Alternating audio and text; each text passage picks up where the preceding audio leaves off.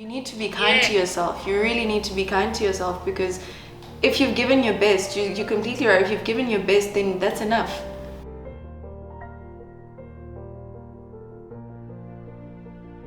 If you could mobilize a group of people, what movement would you mobilize and why? I would call my movement the mindful movement. Suicide is one of the leading causes of death between people aged 15 and 29. 1 in 3 people are expected to suffer from mental illnesses in their lifetime. So I believe that mobilizing people to strive for mental health would actually fix so many social ills in our society. And that is what I would mobilize. There we go. Hello. Hi. Hi, Judy. How are you doing? I'm fine, thanks. And how are you?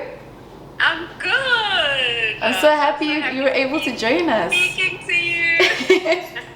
I'm super excited. As soon as I heard that we could get you on the episode, I was really happy to finally get a story where people can share and you share your stories and hopefully help the next person.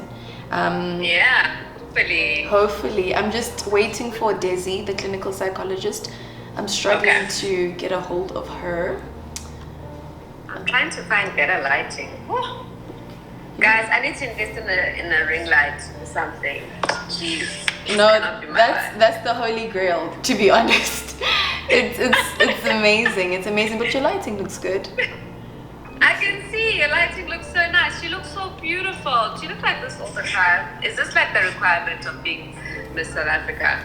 Girl, I don't look like this all the time. this takes work, but thank you so much. It's just one of those days, but you also look very beautiful. Thank you. So one of the reasons why I asked for you to be a Mindful Mondays was because I know you shared your story with anxiety on social media. Do you mind just sharing that a bit with people that don't know about it? So I don't know if it's nerves or anxiety or all of it, but I will classify it as anxiety because it is a feeling of uneasiness where you feel like you're not in control of a situation, you're not in control of whatever you want to be in control of. So for me, the story really was that since I was in corporate till now in entertainment, every Sunday without fail, in the afternoon I had this uneasiness, this slight bug in my tummy as to what's going to happen in the week, and how is the week going to turn out. All my thoughts then can either lead to just full-on anxiety or full-on just panic, or sometimes it's peace, depending on the week and depending on what the week holds, and and all of that. So I just shared that. I shared on my Twitter that ever since I can remember being in corporate, I always struggled with anxiety, especially on a Sunday. So it's anxiety about the forthcoming week and everything that you have to do. And how you're going to get it done. Did you get like any professional help with that? I didn't, but I just felt like the reason I have anxiety is because I haven't fully written down, I haven't fully taken time to understand what it is that I want to achieve in the week, or just what I want to do, and how I want to do it. So I found it very powerful to write my thoughts down, to say, okay, these are the things that I'm anxious about, this is what I can do about it, this is what I can't do about it, to schedule appointments, to know how my Monday will look like, most importantly, because I think once I've eased into my Monday, the rest of the week really flows really well. So I think I didn't seek professional help, but for me, I think it was a matter of control. So if I can control the outcome, if I can see the picture of how the week is going to look like, what's going to happen, then I'm in a better position to be more comfortable, because I know what to expect. It's funny that you say that. It was it was the week that we spoke to Dr. Kalinda. We were having an episode about anxiety, panic, and stress, and she spoke about how one thing that she really advocates for is writing your thoughts down, because most of the anxiety that we get is triggered by something, you know. And she was saying that one of the things that she advocates for is writing your thoughts down, like journaling. And a lot of people, and not just journaling, but just getting the thoughts out. But a lot of people undermine or don't take it seriously when it comes to just writing things out, because I always think once you get it out, you relinquish the power from it, because most of the thoughts that we have, when we keep them inside our heads, it's very, very hard to function or to make sense of all of them. But once you write it down, it becomes a whole lot better. Yes, and it forms a snowball effect where it just becomes bigger than it actually is. And the matter and how to resolve it for me that I've found to really work is exactly that, writing your thoughts down.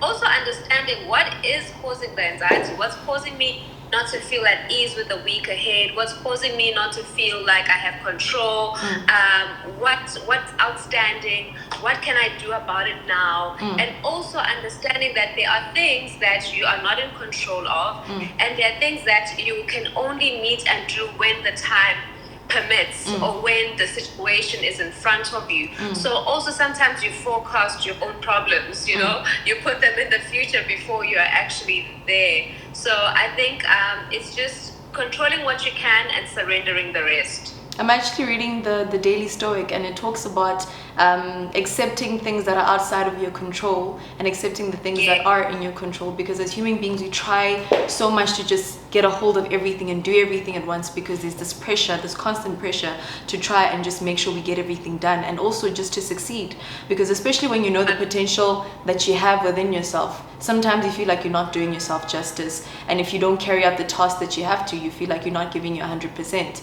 And it's good that you found that coping mechanism. And I like the fact that you shared your story, because I think it's quite important for people to know that a lot of people are struggling with this. I know, like when I decided when I put out the poster today, a lot of people were like sending me messages saying, yes, I also struggle with this, I also struggle with that. What made you share your story?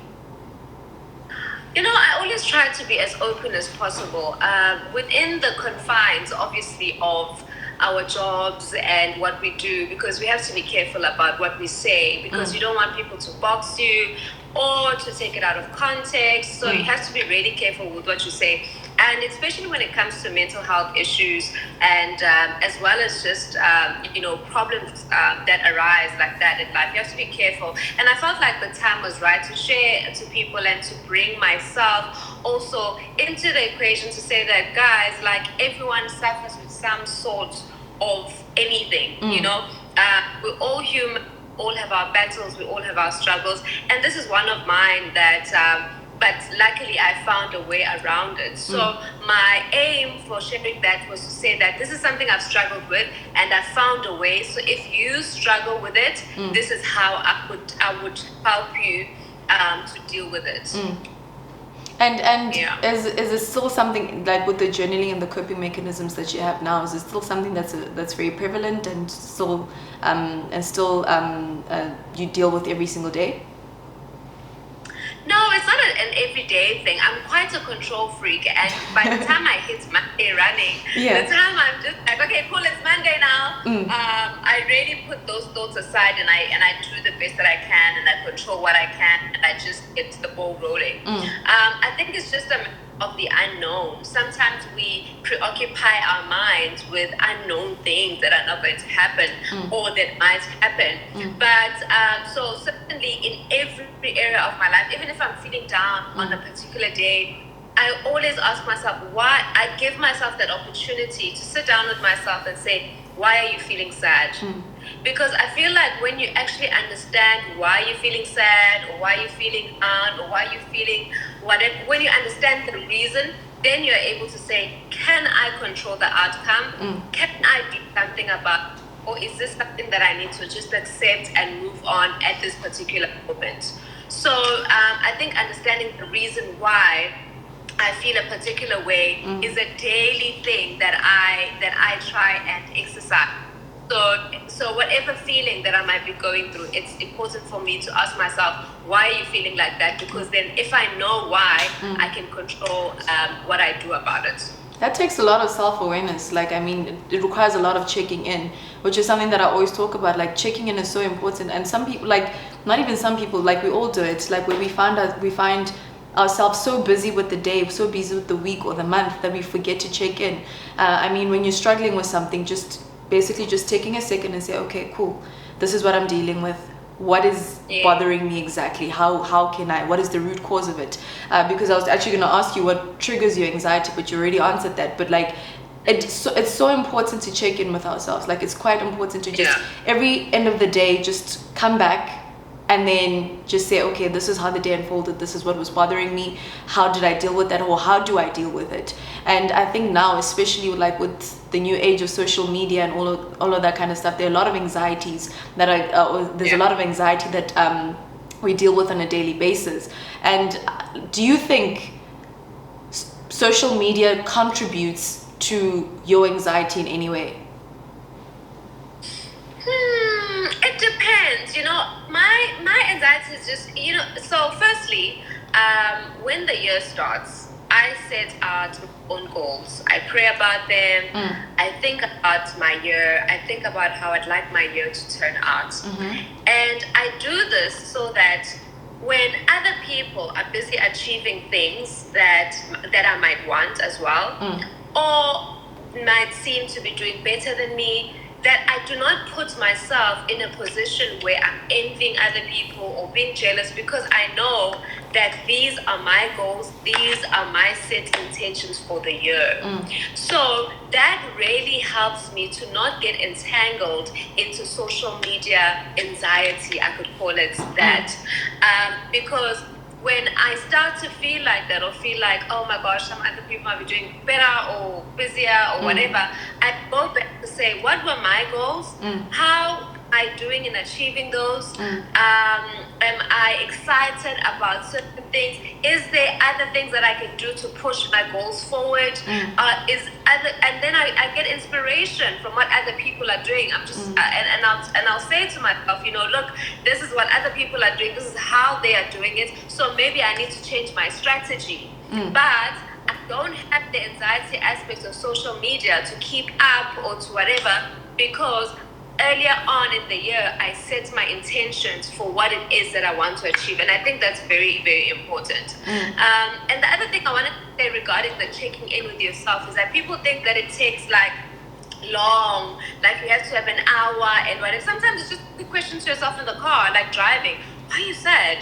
Oh, that and that happened. Oh, that's why you sad. How are you going to do it? And then you carry on with your life, I just think we mustn't also make it such a thing that you have to sit with yourself for an hour. Because we don't have the time. Hello. Hi Dessy. How are you? Good. How about you? I'm fine. We're fine, thank you. Good. Yeah. So happy you could join us. No, after some technical problems, but I'm online, so I guess. So basically what me and Ayanda were talking about is her story with anxiety, and one thing that was really, or that came up, is the fact that you check in and you write your thoughts down. I don't know if I got that correctly, but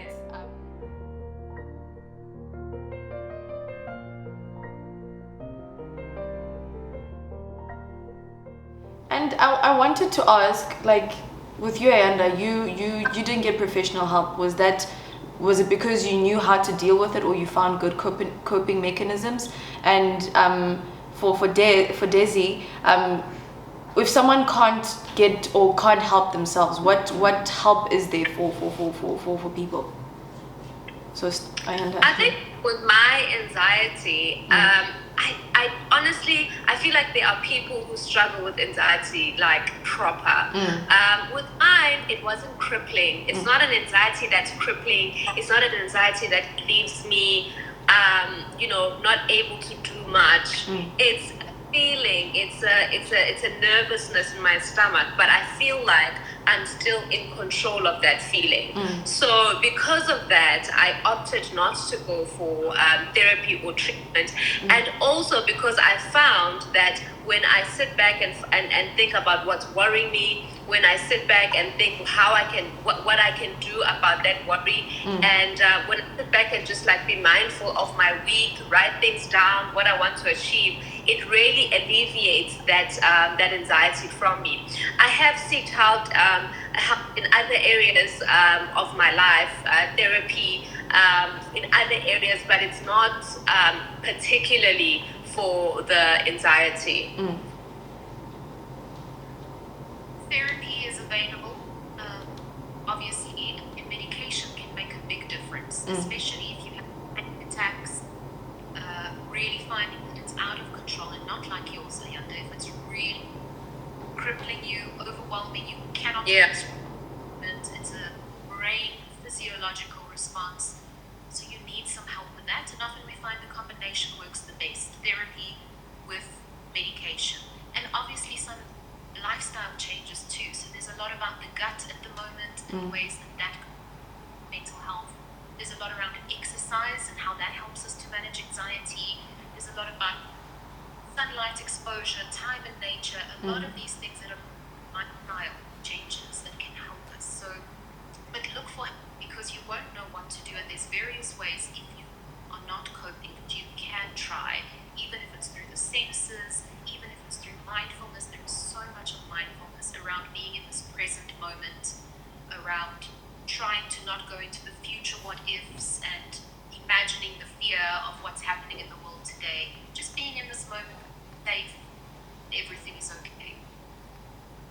And to you, Ayanda, was your anxiety exacerbated in any way by COVID-19? Sure, yes.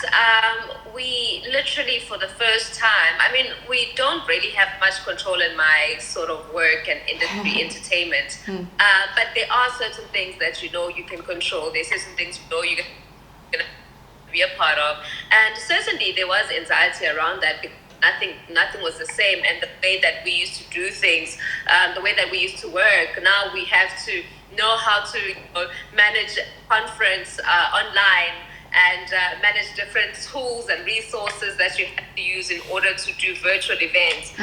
So certainly it was exacerbated by that.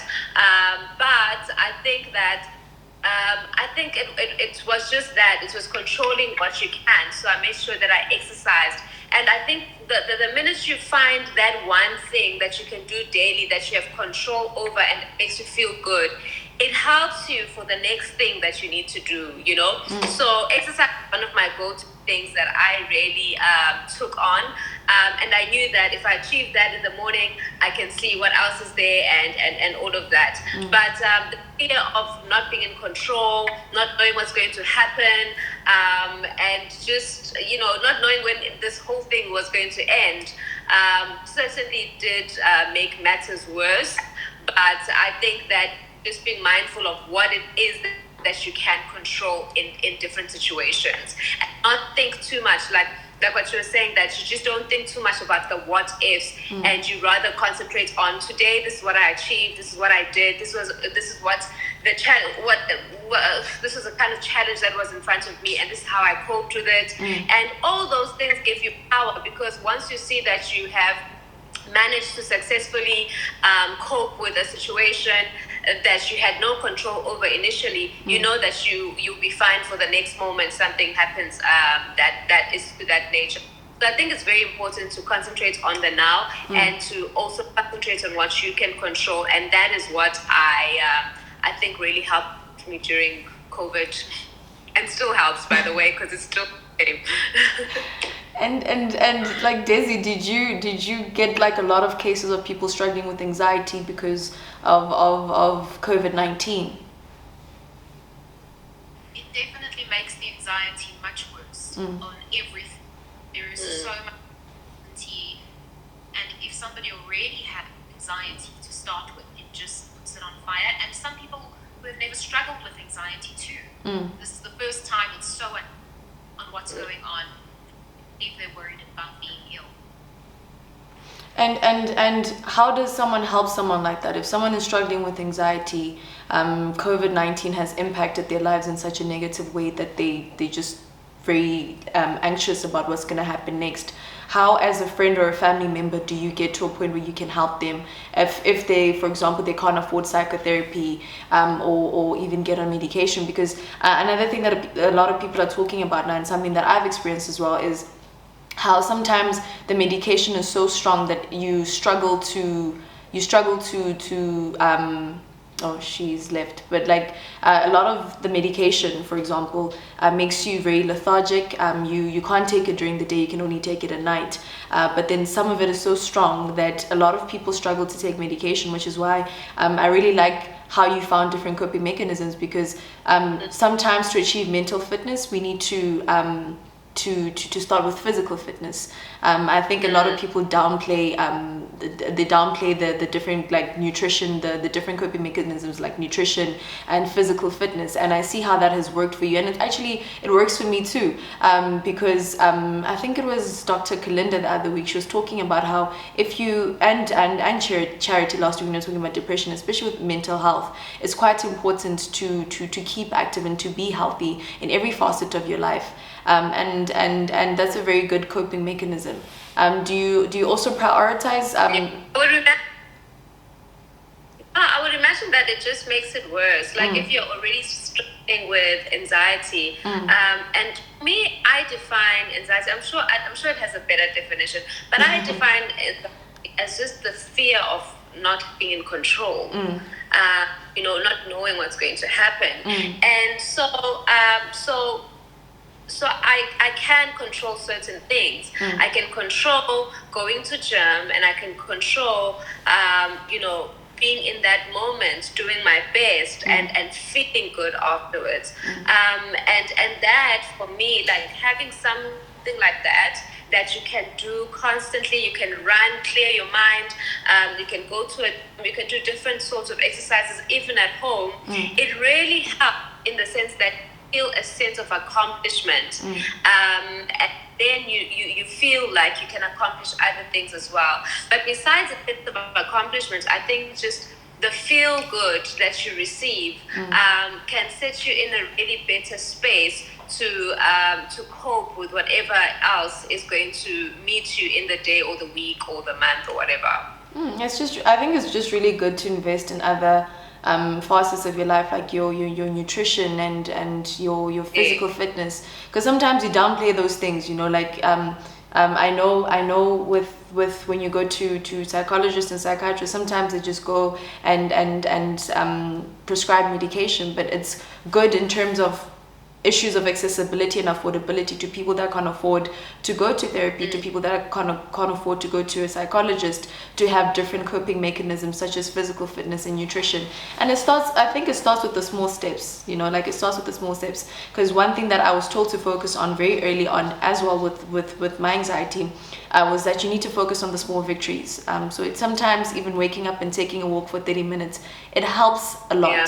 It really, really helps a lot. Just taking a walk for 30 minutes, or even cooking, because I know when lockdown started, a lot of people were cooking, baking banana breads.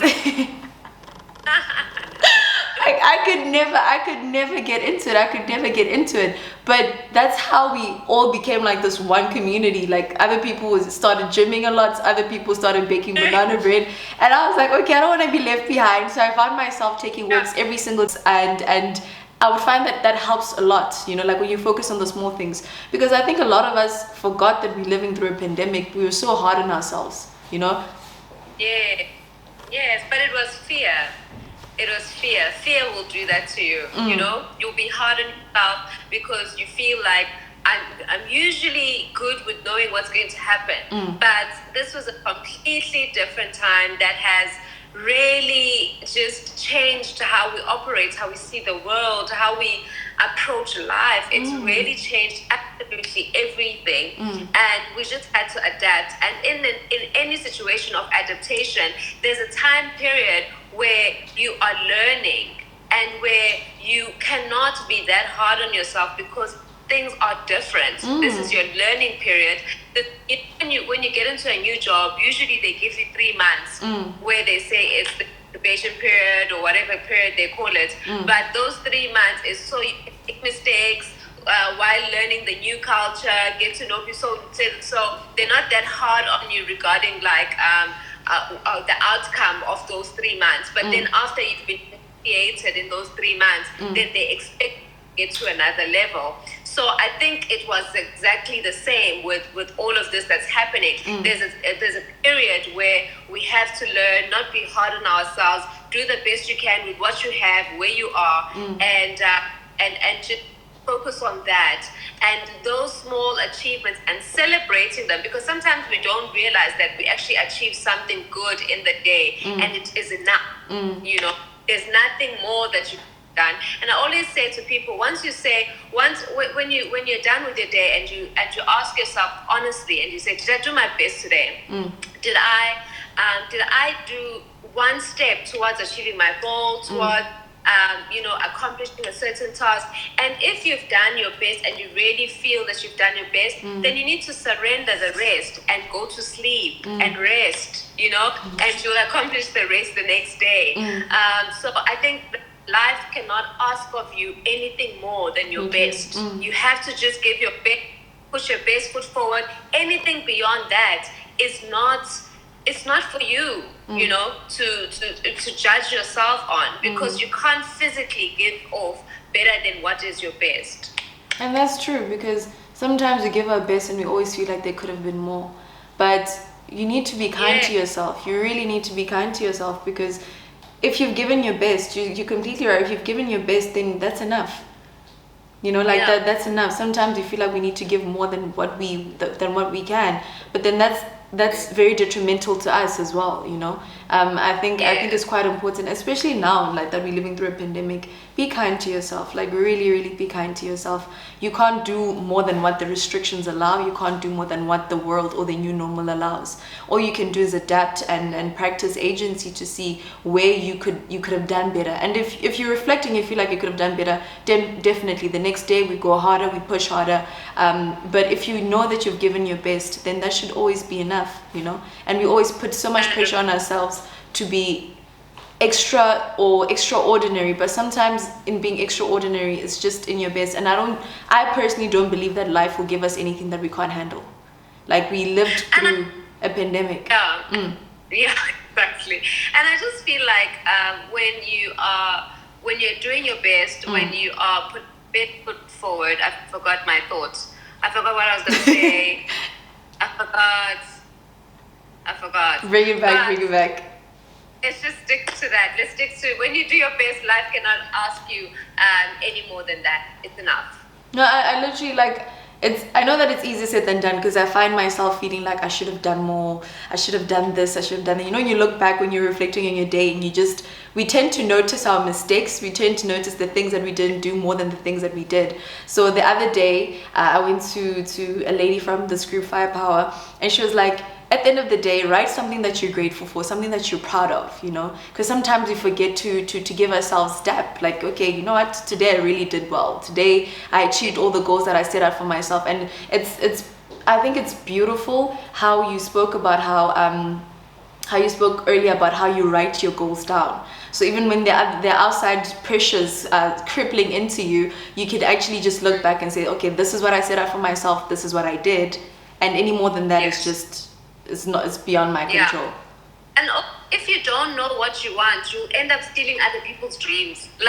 And then you end up going, oh, I want to do that. But no, you don't want to do that. It's just because you saw somebody else doing it. I just think that in the beginning of the year, or any time you fit in the year, it's good to write down what it is that are your own goals, what it is that you want to achieve, what it is that how you want to feel at the end of the year, to visualize the year. Some people do vision boards. Some I write down what I want and write it down, and I break it down like personal life, work life, whatever life, and break it down in I want to achieve in every area.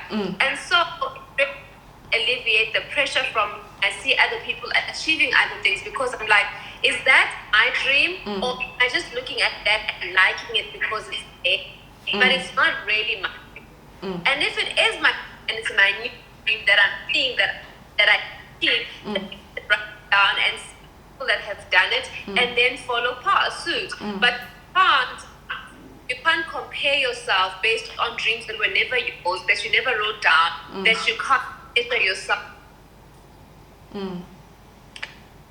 That's so true. That's so true. I think it's writing your goals down is checking in with yourself is actually quite important, because it helps remove the extra pressure from the outside and just helps you focus or zone into yourself and see, okay, this is what I as Shudufhadzo, or I as Ayanda, this is what I wanted for myself, this is what I achieved, and that should always be enough. Dessy, thank you so much for joining us again. I just wanted to ask, what tips do you have for people that are struggling with anxiety? Because a lot of people are talking about issues of affordability and accessibility. So what tips do you have for people that can't afford to see a psychologist or can't afford to see a psychiatrist? I know that Tzadek has a helpline, but even if maybe that's not something they want to do, what can they do to help themselves? And if they can't, obviously there's the helplines on the Tzadek page. Firstly, let me check. I hope you can hear me better now. Way better. Much better, yes. Yeah. Good, I'm glad. Yes, I did see a comment around affordability, and it is a sad state of affairs in terms of mental health in our country that there are not enough resources. So I think if you are struggling on your own, taking the general steps that I mentioned a bit earlier, but I'm not sure if people heard that, so I'll repeat them. Please.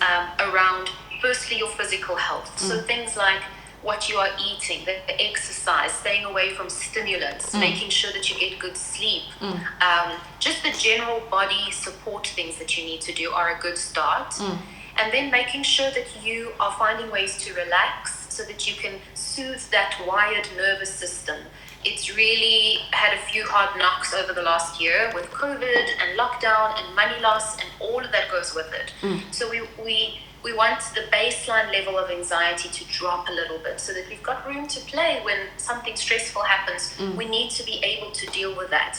But in order to do that, we want to be gentle to that nervous system. And that means body relaxation practices like deep breathing, progressive muscle relaxation, yoga, things that connect breath and movement. Then there are things around mindfulness, around how to stay in this moment. Otherwise, our minds kind of run ahead, try and make plans for things that sometimes never come to be. And we can't be dealing with that thing for months, right? Let's deal with it when we get there. That is exhausting for our nervous system to have to deal with that all the time. So it's really just about slowing down, taking care of your body, practicing relaxation exercises, mindfulness and meditation, time outdoors, and time with loved ones. But if that is still not working, sometimes anxiety needs professional help. And for the affordability part, there's different ways. There are registered counselors who cost less than psychologists. There are psychiatrists and psychologists at government clinics and hospitals. I work there. There are really great people working there that are available.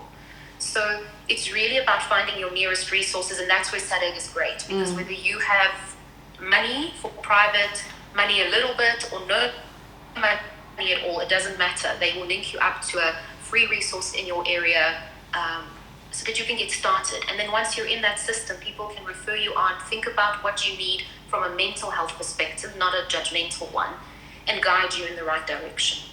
I will share, to those that are asking, I will share the Tzadek helplines after the live. And one thing that I wanted to ask you before we lost you there for a bit is, a lot of people, including myself, you find that you want to take medication. For example, you need medication for your anxiety, but it makes you feel lethargic. It makes you feel tired, and you can only take it at night. What do you say to those people that are watching this and they're struggling with that? So think about things that can help. Firstly, talk to the person prescribing it, because often we don't realize that the doctors, the psychiatrists, they have some really good tips and adjustments, whether it's the dosage, the timing of when you take it. But I would say, think about the time where you take it. So if you find you're waking up very lethargic, take it a little bit earlier in the evening. And then combine behavioral changes like the ones I'm speaking about with medication. So if you can practice some deep breathing regularly throughout the day, and that knocks off 10% off of your anxiety, great. There's less for the pill to have to do. So you need to do, it's like diabetes, hypertension. You can't just rely on the medication. You need to help yourself in other ways. Otherwise, the medicine can only go so far in helping you. So add on things. Think about the timing of the medication. Speak to your prescribing doctor about what you're struggling with. They can switch the medication. They can change the dosage up. They can think with you about what to do. So there's really a lot of creativity. Don't just sit there and suffer in silence and then decide not to take it at all. One thing that Ayanda spoke about was writing things down. Is that something that you also advocate for? Because I know with Dr. Kalinda the other week we were talking about journaling. Is that something that you found that also helps your clients? It is helpful. Some people are less verbal or less like the writing. So some people like to draw. Some people like to turn to music, dancing. There's different kinds of almost expression in those moments. But yes, I think the journaling also helps you observe what's going on in your mind. So anxiety is like a blanket term for these kinds of different intensities of fear experiences that we have. But then within that, we all experience it quite differently. Different things make us anxious to different degrees. And it is about understanding, together with medicine and relaxation, self-help practices, it's understanding what is feeding my anxiety. Because that can be quite informative. Yeah, it's quite informative about what's going on underneath for you as a unique individual. And that has more to do with your history, your frame of reference, your personality, the things you've experienced. That informs a lot about what makes us anxious rather than something else that somebody else is anxious about. And now that I think just to close it off, like a lot of people have gone through so much loss and so much grief during COVID-19, lost a lot of loved ones.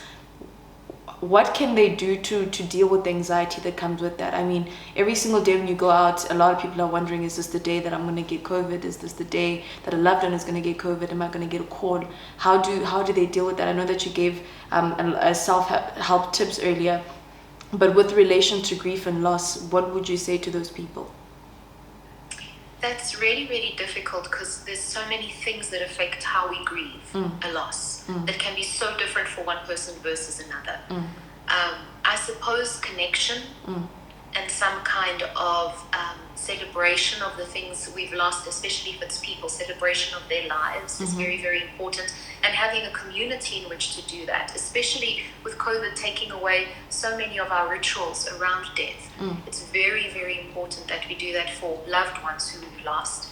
And then to come back to the moment, because I think so many losses just can trigger this wild panic of what's next. Am I going to catch it next? Will I have to go to hospital? Am I going to lose my job?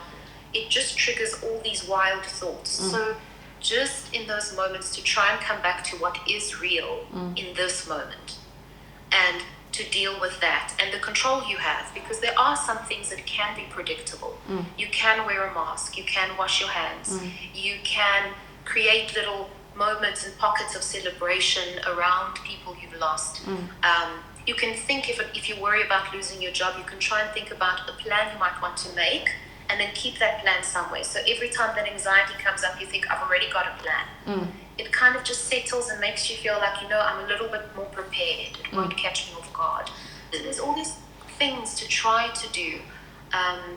But I guess it's a worldwide pandemic. And I think if you're really battling, I would really suggest speaking to somebody, even if it is calling the SADAG helpline and a counselor, talking through your thoughts and getting some guidance on that, because there's a lot going on for all of us in our minds. There's a lot we're trying to figure out and carry.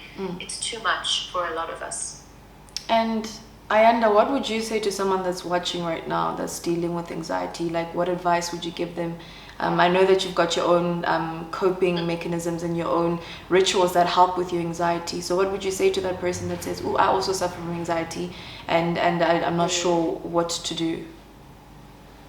Firstly, I think just based on that we've been receiving and people already sharing their own experience, I think people should really know that this is not,